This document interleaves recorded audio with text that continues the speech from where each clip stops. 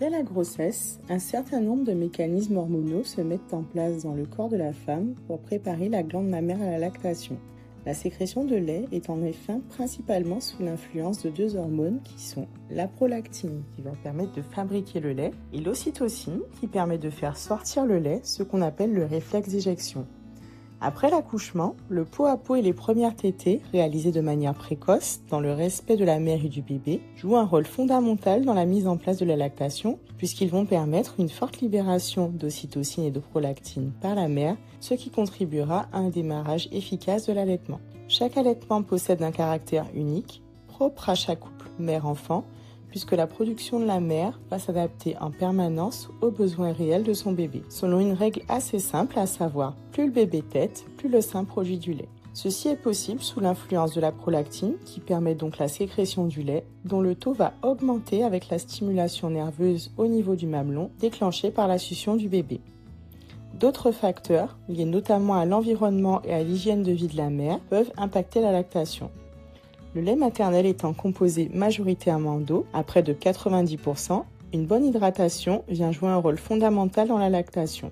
Boire à sa soif permet ainsi à la mère d'avoir un apport hydrique suffisant pour soutenir sa production de lait. Une alimentation variée et équilibrée permet à la mère de produire un lait de qualité, riche en vitamines, minéraux et oméga 3 pour une nutrition optimale de son enfant. L'alimentation a aussi une influence sur les hormones, puisque des apports insuffisants peuvent entraîner une augmentation du taux de cortisol maternel, qui est donc l'hormone du stress, ce qui peut bloquer l'action de la prolactine et de l'ocytocine et entraîner une diminution de la production et de la sécrétion de lait. Le postpartum et la mise en place de l'allaitement sont des périodes riches en émotions durant lesquelles la jeune mère peut devenir plus sensible et vulnérable. La fatigue, le stress et la charge mentale peuvent représenter des freins à la lactation en engendrant une augmentation des hormones de stress comme le cortisol et l'adrénaline qui viennent contrecarrer les effets de la prolactine et l'ocytocine. Dans ce contexte particulièrement sensible que représente le postpartum, souvent idéalisé par la société et l'entourage, la mère peut recevoir un certain nombre d'injonctions sociales concernant l'allaitement, pouvant affecter sa confiance en elle. Additionnellement, il existe un certain nombre de plantes utilisées et reconnues pour leurs effets galactogènes, c'est-à-dire qui vont venir soutenir le mécanisme physiologique de la lactation. On peut citer le fenugrec qui va agir en stimulant la production de prolactine chez la mère, l'anis et le carvi qui vont favoriser la détente et donc augmenter la sécrétion naturelle d'ocytocine. Bien qu'il n'y ait pas d'effet miracle, consommés en infusion et en tisane, ces plantes vont venir donner un petit coup de pouce à la lactation quand l'allaitement est déjà bien stimulé par la succion du bébé.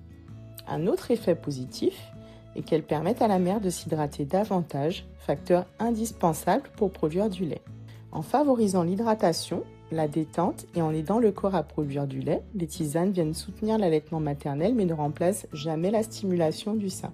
Les hormones libérées par le corps de la mère quand elle est stressée ont un impact direct sur l'allaitement puisqu'elles vont venir bloquer le réflexe d'éjection du lait qui dépend de l'ocytocine appelée l'hormone de l'amour. Il est donc important pour la mère de se sentir en sécurité, détendue, confiante, comme dans un cocon avec son bébé avec qui elle peut faire librement du pot à pot. Un climat émotionnel sécure et serein, favorisé par un entourage et un partenaire rassurant, protecteur et respectueux du couple mère-enfant participe donc à la réussite de l'allaitement maternel.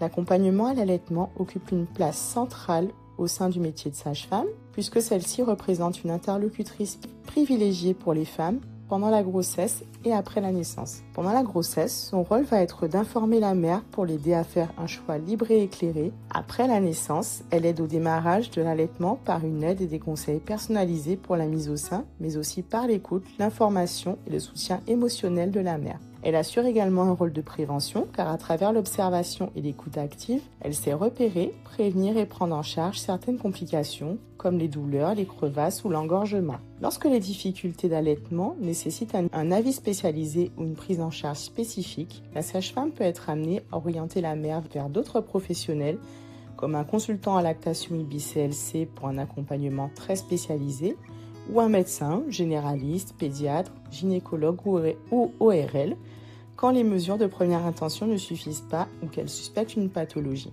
En prodiguant des conseils adaptés à chaque dyade mère-enfant, la sage-femme assure un accompagnement personnalisé et sécurisant de l'allaitement au service de la mère et de l'enfant.